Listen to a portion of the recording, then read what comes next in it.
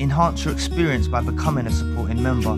Gain access to unseen videos and video requests. 3-day free trial by visiting zionmembership.com. Chosen ones, empaths. These narcissists that are involved in your life, they love your reaction. You see, they push you and push you and push you and push you, and then you'll react. And they'll soak up your reaction, right? Some of these narcissists that are involved in your life will start to play the victim. And this is what reactive abuse is all about. You see, they provoke you, and then you react, right? And there may be times, you know, you may have done things that you feel guilty for. Don't, right? There may be times and occasions, and I've heard from experiences from narcissistic abuse survivors, there's times and occasions where they acted out of character. They've done things they're not proud of, you know, and the narcissist that was involved in their life plays the victim. You know, this is reactive abuse. Reactive abuse is very serious. And this is the thing, you know, they just kept going and going and going, right? Provoking you, prodding you, right? Throughout the whole duration of the relationship when you was involved with them. Whether this is a romantic relationship, friendship, family member, colleague, associate, all remains the same.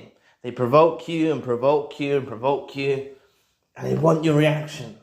There's something about an empath and chosen one's reaction that they love, right? Especially the unawakened. When you're unawakened, you might react in a way of passion, right? And they like to soak it up because, you know, supply to the narcissist that was involved in your life. Good supply, bad supply, positive supply, negative supply. It's all supply for them. They like to soak it up. But they know how to play the victim. They love playing the victim role, right? So this is why after awakening, right, from the narcissist that was involved in your life, after awakening, during your healing journey, I've mentioned this previously sometime before, along your healing journey, not straight away, right, you know, but you'll reach the point of indifference. And you need to know that when you reach the point of indifference along your healing journey, it's a very significant step in the healing journey. And what I mean by indifference is you no longer care about the narcissist that was involved in your life. You no longer want anything to do with them. You don't care who they're with. You don't care what they're doing, right?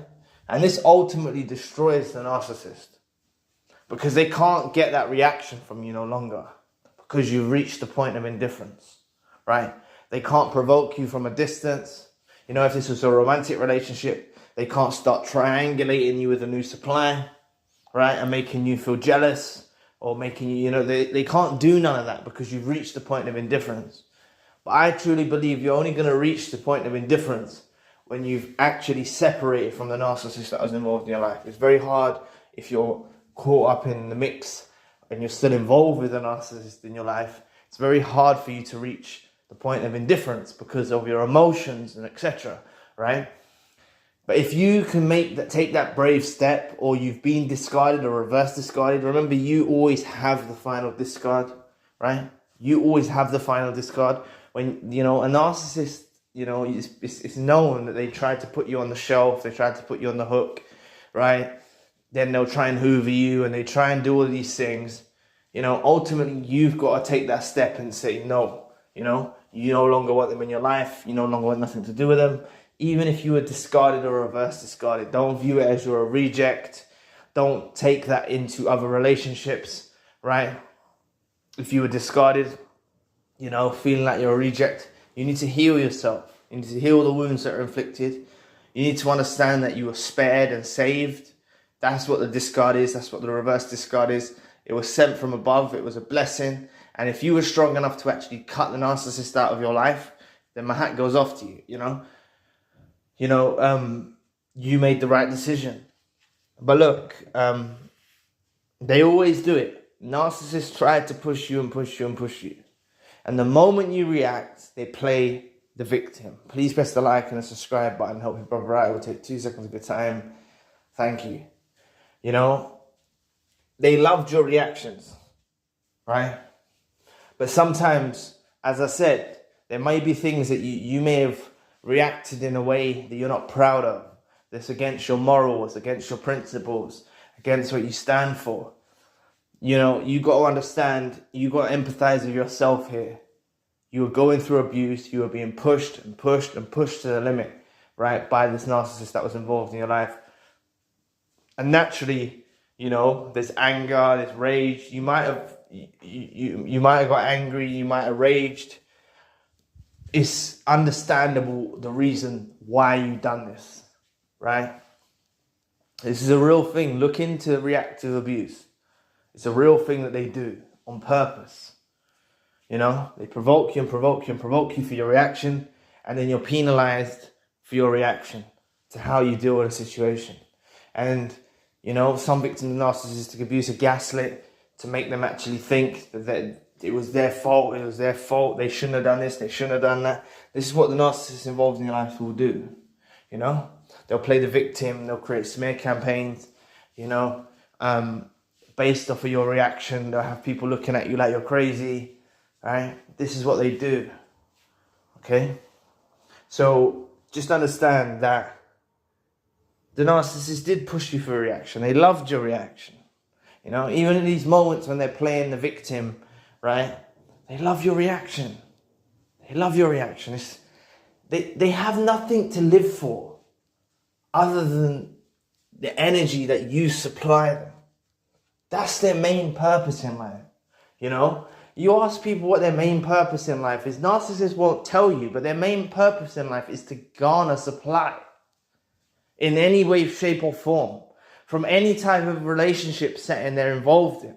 They garner supply from their friends, they garner supply from their family, they garner supply from their romantic relationships, they garner supply from their colleagues, their associates. They conjure up all this supply, right? That's their main objective in life, is to gain supply, because they have nothing else to live for. They're sad. They're really sad individuals, right? These narcissists that are involved in your life are really sad, you know? They had someone like you who was caring, who was loving, who was empathetic, who was pure, who was honest, who was true. And all they wanted to do was shoot you down and provoke you and try and spark a negative reaction from you. Right? That's all they wanted to do, you know? And then the moment they get your negative reaction, right? They get a reaction from you. Then they play the victim role. Then they smear your name and call you crazy. They're really effed up, man. They're really messed up individuals, right?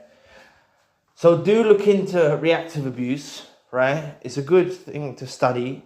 It's a good thing to look into, because it gives you a lot of answers to what you're experiencing, to understand the reason why they used to provoke you and prod you and push you, right? Trying to push you to your limit, trying to make you snap, trying to make you burst, and then they'll gauge everything off your reaction.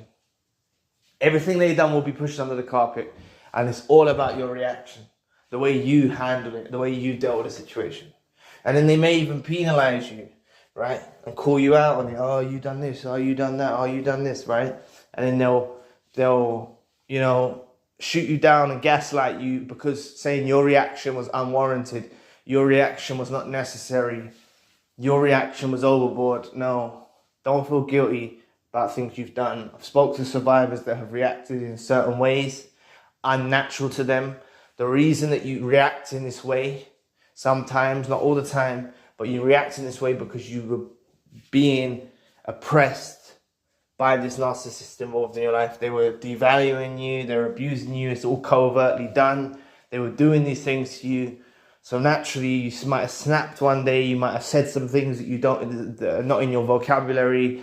You might have got angry, and it's against your nature. Just understand the reason why you acted in this way, right? It's because they were provoking for your reaction. This narcissist that was involved in your life was provoking for any reaction from you for supply source. So anyway, thank you for watching today. Please press the like and the subscribe button. If you'd like to donate to the channel, you can find the link in the description box. If you'd like a one-to-one session with myself, you can also find the link in the description box. Currently, I've got a secondary channel, a spiritual channel. Enhance your experience by becoming a supporting member, getting access to unseen videos and video requests, 3-day free trial by visiting ZionMembership.com. So anyway, I'll be back with another video soon. Peace.